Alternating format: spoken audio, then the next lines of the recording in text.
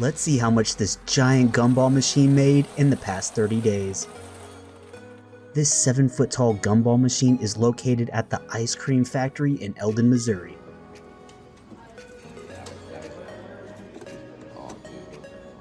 As you can see, the mechanism is hard to remove since the housing is completely loaded with quarters.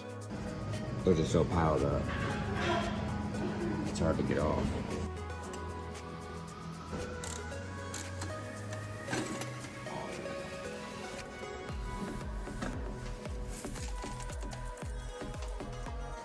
And boom guys, as you can see, it's absolutely packed with silver. Eli will go ahead and start shoveling those quarters into the coin pouch to weigh on the coin scale.